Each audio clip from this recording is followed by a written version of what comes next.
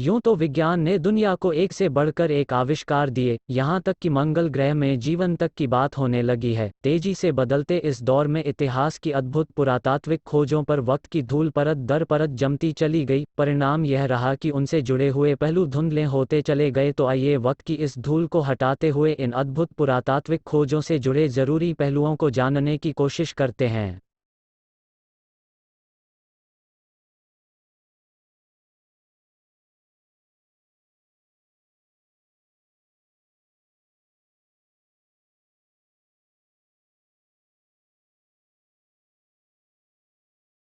अगर बात करें दुनिया के पहले कंप्यूटर की तो शायद आप अबेकस का नाम लेंगे, लेकिन ऐसा नहीं है। अब दुनिया का पहला कंप्यूटर है एंटिकाइथेरा और गूगल ने 17 मई 2017 को अपने होम पेज पर एंटिकाइथेरा मैकेनिज्म की 115वीं एनिवर्सरी पर डूडल लगाया था। आइए जानते हैं क्या है एंटिकाइथेरा प्रणाली।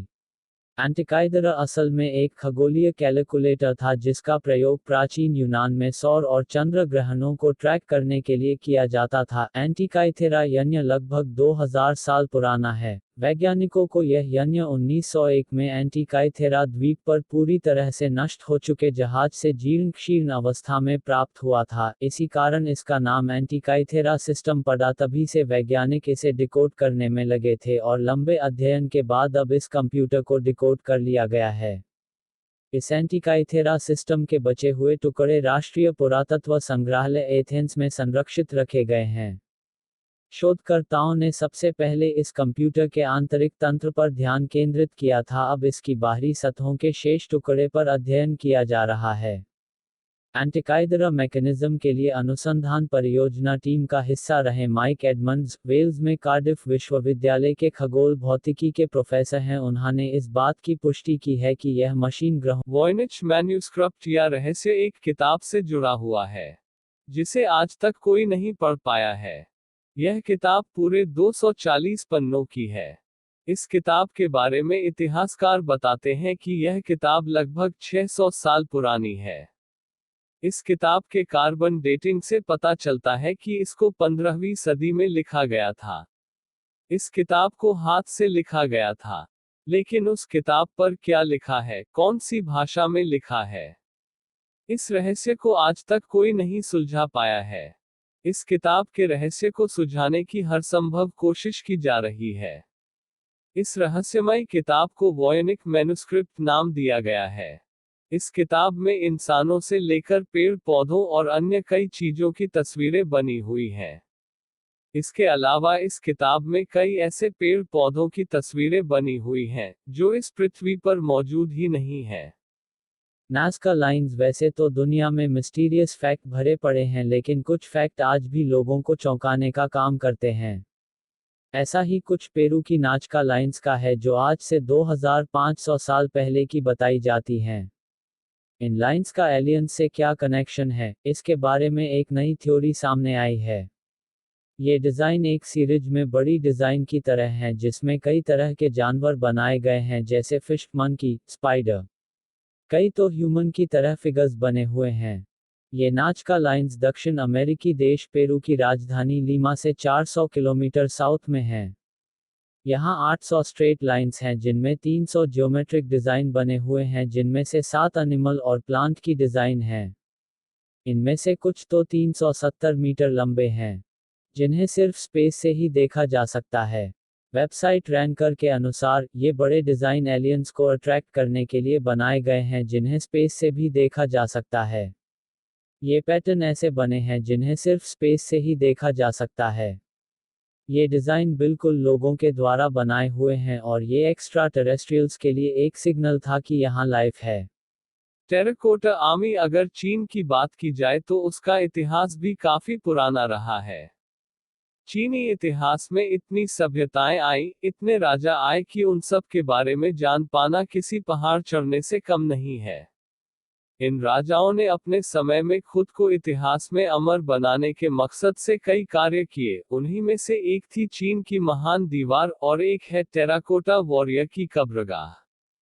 टेराकोटा सेना को चीनी शासक किन शी हुआन की कब्र के साथ जमीन में दफन किए गए थे। ऐसा किस लिए किया गया था? साल 1974 को जब एक किसान कुआं बनाने के लिए खुदाई कर रहा था तो उसकी नज़र जमीन में दफन इस कब्र पर पड़ी और चीन के इतिहास का ये बेशकीमती खजाना उनके हाथ लगा।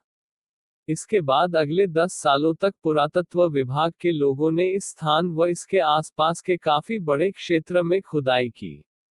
इस दौरान लगभग 8,000 के करीब सिपाहियों के पुतले मिले, जिन्हें बेहद खूबसूरती व सफाई से पेंट किया गया था।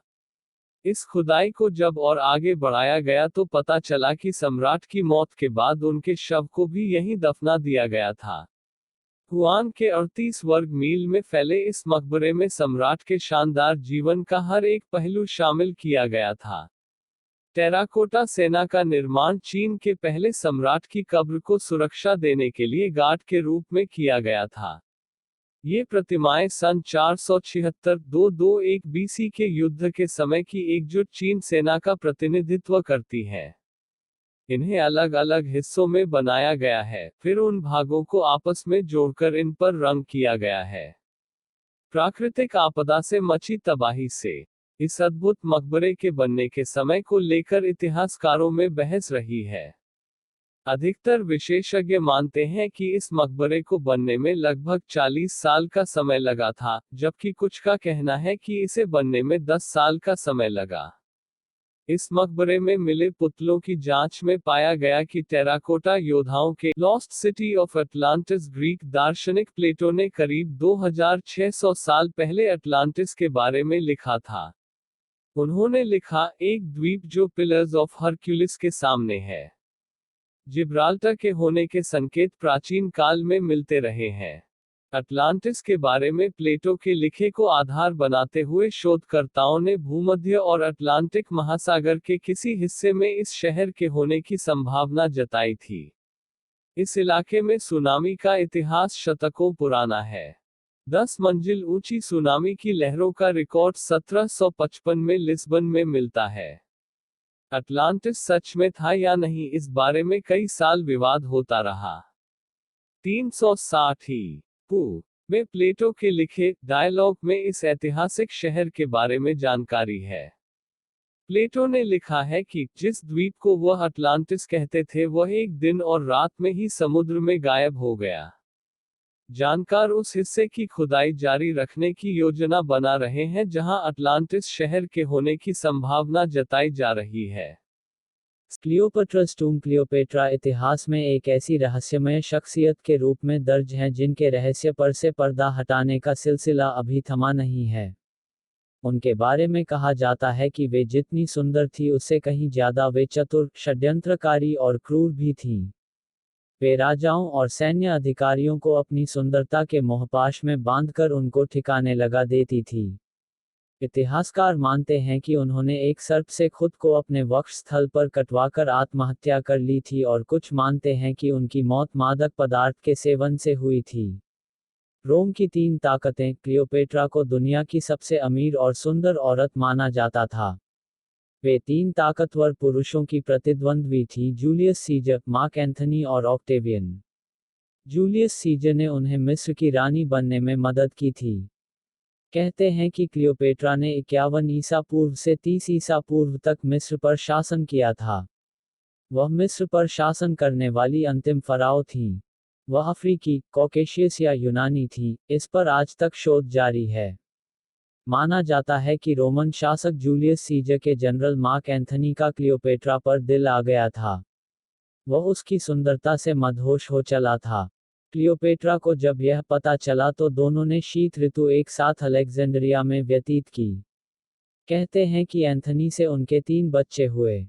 दस्तावेजों से पता चलता है कि उन दोनों ने बाद में शादी भी की, हालांकि वे दोनों पहले से ही विवाहित थे। एंथनी के साथ मिलकर उसने मिस्र में अपने संयुक्त रूप से सिक्के भी ढलवाए थे। क्लियोपेट्रा ऑक्टेवियन को भी अपने रूप जाल में फांसकर खुद की जान बचाकर फिर से मिस्र की सत्ता प्राप्त करने की योजना पर कार्य कर रही थी। किंतु जनश्रुति के अनुसार ऑक्टेवियन क्लियोपेट्रा के रूप जाल में नहीं फंसा और उसने उसकी एक डंकवाले जंतु के माध्यम से हत्या कर दी। तब वह 39 वर्ष की थी। लेकिन क्या यह सच है? क्लियोपेट्रा की मौत के बाद मिस्र रोमन साम्राज्य का हिस्सा बन गया। हालांकि कुछ लोग मानते हैं कि उसने एंथनी को धोखा नहीं दिया। उसने एंथनी के सामने ही सर्प से डंक लगवाकर आत्महत्या कर ली थी और जब एंथनी ने देखा कि क्लियोपेट्रा मर गई है तब उसने भी आत्महत्या कर ली, क्योंकि वे जानते थे कि हमें कभी भी ऑक्टेवियन या उसके सैनिक मार देंगे। मादक पदार्थ के सेवन से हुई मौत। जर्मनी के एक शोधकर्ता ने दावा किया है कि प्राचीन मिस्र की विख्यात महारानी क्लियोपेट्रा की मौत सर्पदंश से नहीं, बल्कि अधिक मात्रा में मादक पदार्थों के सेवन से हुई थी। यूनिवर्सिटी ऑफ ट्राइवर के इतिहासकार और प्रोफेसर क्रिस्टोफ शेपर ने अपने आधुनिक शोध में दावा किया है कि अफीम और हेमलॉक, सफ़ेद फूलों वाले विषैले पौधे के मिश्रण के सेवन की वजह से उनकी मौत हुई थी। क्लियोपेट्रा का निधन अगस्त 30 ईसा पूर्व में हुआ था और हमेशा से यही समझा जाता रहा है कि उनकी मौत कोबरा सांप के काटने से हुई थी। पूर्व में बीबीसी ने इस पर एक वृत्तचित्र Cleopatra portrait of a killer को प्रदर्शित किया था। इसमें तुर्की के इफेसस स्थित एक मकबरे में मानव अवशेषों की खोजों का विश्लेषण किया गया है। मकबरे का फोरेंसिक तकनीक के साथ मानव विज्ञान और वास्तुशास्त्रीय अध्ययन करने के बाद विशेषज्ञ इस बात पर सहमत हुए कि इसमें पाया गया कि नरकंकाल क्लियोपेट्रा की बहन राजकुमारी अर्सिनोई का अवशेष है। इस अध्ययन दल का नेतृत्व करने वाले ऑस्ट्रियाई विज्ञान अकादमी के पुरातत्व विज्ञानी हाइक थुएर ने बताया कि जांच से यह पता चला है कि अर्सिनोई की मां एक अफ्रीकी थी। यह खुलासा सचमुच में एक सनसनीखेज बात है, जो क्लियोपेट्रा के परिवार तथा क्लियोपेट्रा और अर्सिनोई के बीच रिश्तों पर एक नई रोशनी डालता है। सुंदरता के लिए गधी का दूध। इतिहास में क्लियोपेट्रा का जिक्र बेहद खूबसूरत यौवना के तौर पर किया जाता है और इसके लिए वे गधी के दूध का इस्तेमाल करती थीं। वे नहाने के लिए हर रोज करीब 700 गधी का दूध मंगाती थीं, जिससे उसकी त्वचा खूबसूरत बनी रहती थी। हालिया हुई खोज में यह बात साबित हुई है। तुर्की में हुए एक अध्ययन के अनुसार, एक शोध के दौरान जब चूहों को गाय और गधी का दूध पिलाया गया तो गाय का दूध पीने वाले चूहे ज्यादा मोटे नजर आए। इससे यह स्पष्ट होता है कि गधी के दूध में गाय के दूध की तुलना में कम वसा होता है, जो हर लिहाज से बेहतर होता है। तो फिर कहीं की भी महारानी हो, वह तो ये पसंद करेगी ही। मोया क्लॉ। साल 1986 में शोधकर्ताओं का एक समूह न्यूजीलैंड के द्वीप पर माउंट ओवन में एक गुफा में गए, जहां उन्होंने मांस और मांसपेशियों के साथ एक पंजे की खोज की जो डायनासोर युग से आया था। यह एक मोआ पक्षी का पंजा था या एक विशाल विलुप्त पक्षी का था। बात और भी रहस्यमयी टैब हो जाती है जब पता चलता है कि यह पक्षी 3000 साल पहले विलुप्त हो गया था। तो पंजा इतनी अच्छी तरह से संरक्षित कैसे किया गया था? स्टोनहेंज इंग्लैंड के विल्टशायर में स्थित स्टोनहेंज प्रागैतिहासिक स्थापत्य का अद्भुत नमूना है, इसीलिए इसे यूनेस्को की विश्व विरासत स्थलों की सूची में भी शामिल किया गया है। मूल रूप में ये मिट्टी, जमीन को खोद कर खड़े किए गए पत्थरों से निर्मित घेरा था, लेकिन वर्तमान में इसके अवशेष मात्र शेष रह गए हैं। ऐसा माना जाता है कि स्टोनहेंज इसके आसपास रहने वाली जनजातियों के नेता का नाम था। स्टोनहेंज के बारे में 10 रोचक तथ्य। 1. यह संरचना लगभग 5000 वर्ष पुरानी है और इसके निर्माण का प्रारंभ 3100 ईसा पूर्व में हुआ था। 2. यह मिस्र के पिरामिडों से भी पुरानी संरचना है और नियो ड्रूइड के लिए इसका धार्मिक महत्व भी है।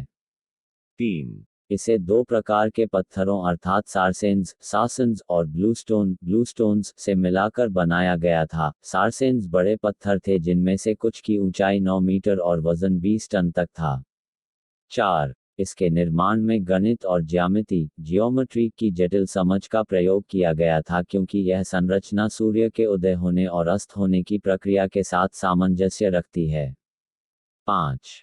खड़े हुए पत्थरों के ऊपर छोटे पत्थरों को जोड़ने के लिए ऐसे जॉइंट्स का प्रयोग किया गया था जिनका प्रयोग सामान्यतः लकड़ी के काम में किया जाता है।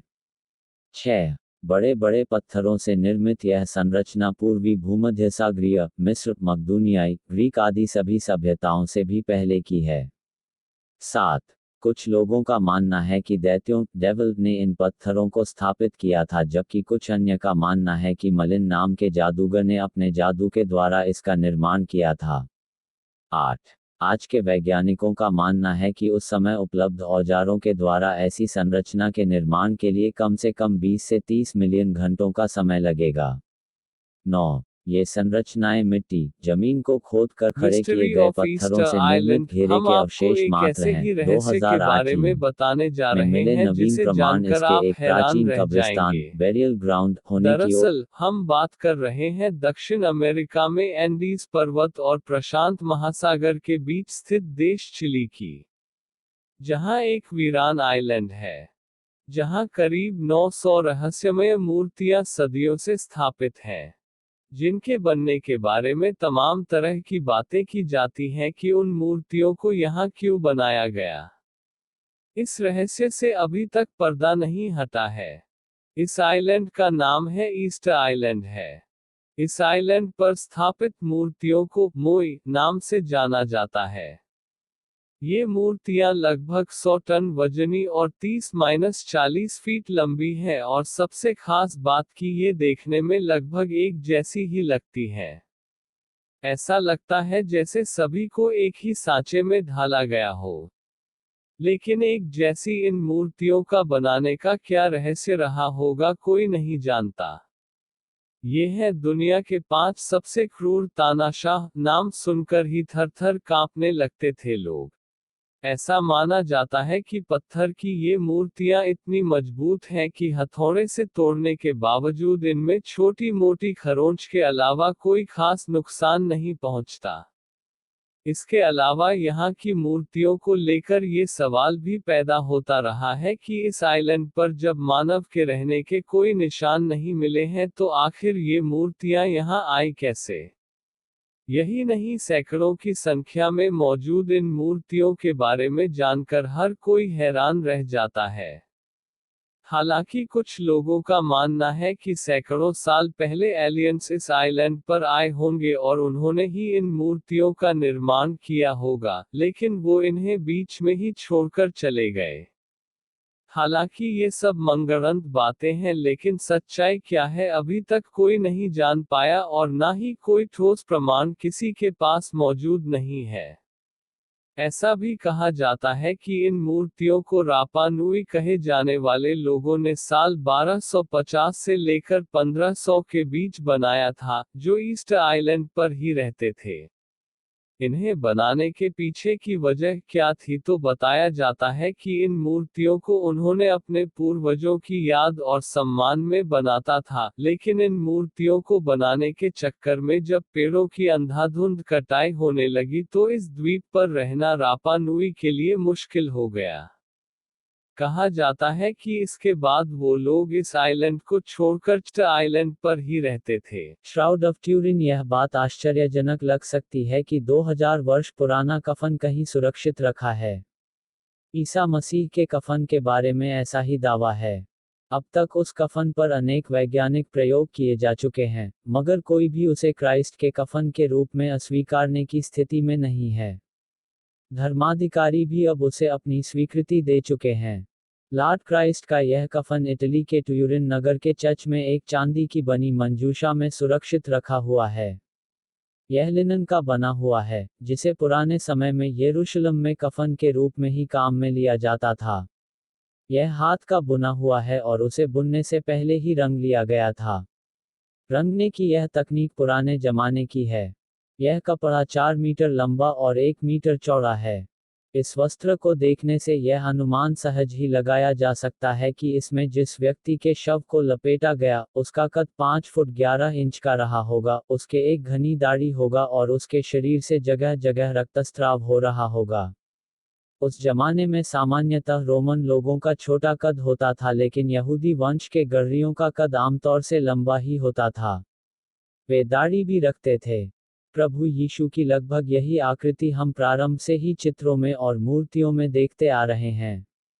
इसमें एक अंतर भी है।